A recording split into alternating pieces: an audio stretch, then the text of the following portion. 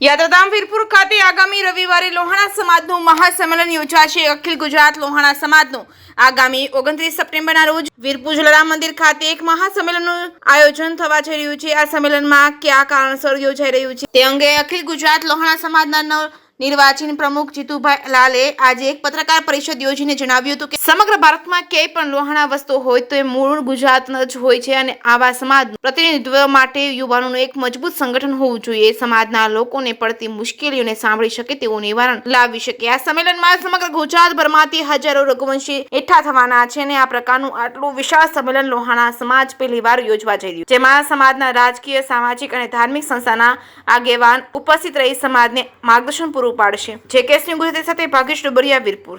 આગામી 29/9/2024 ને રવિવારના રોજ બપોરે 3:30 કલાકે જલારામ બાપાના પવિત્ર ધામ વીરપુર ખાતે એક સમગ્ર ગુજરાતના લોહાણા સમાજનું, અખિલ ગુજરાત લોહાણા સમાજનું એક સંમેલન મળવા જઈ રહ્યું છે। એ પહેલાં અખિલ ગુજરાતની એક જનરલ બોર્ડ સભા છે, એમાં મુદ્દાઓ એજન્ડા વાઇઝ એની ચર્ચા થશે, નિર્ણય થશે અને પછી નવા પ્રમુખ તરીકેની વરણી થશે।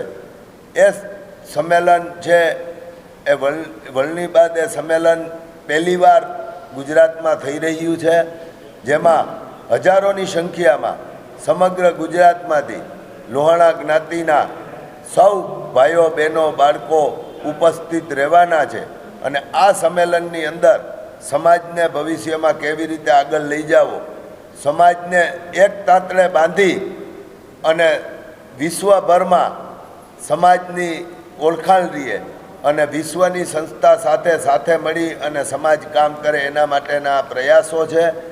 અને સમાજને જ્યારે એક તાંતણે બાંધવાની વાત આવે ત્યારે આ સંમેલન ખૂબ જરૂરી છે અને આમાં અનેક લોકો ઉપસ્થિત રહેવાના છે, મહાનુભાવો।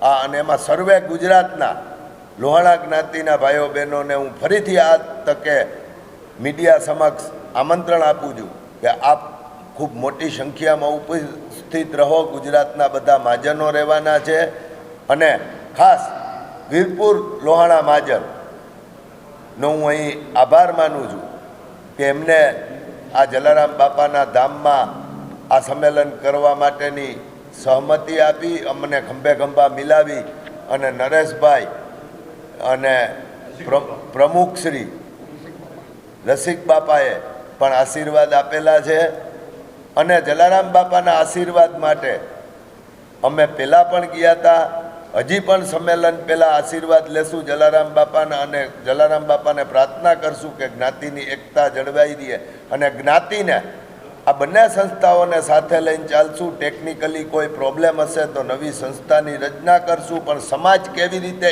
એક આવતા વર્ષોમાં જળવાઈ રહે એના માટેના તમામ પ્રયત્નો બધા સમાજના આગેવાનોને, મહાજનોને સાથે રાખીને કરવામાં આવશે। આ તકે હું મીડિયાના તમામ પત્રકાર મિત્રોનો, ઇલેક્ટ્રોનિક મીડિયા અને પ્રિન્ટ મીડિયાના તમામ મિત્રોનો હું આ તકે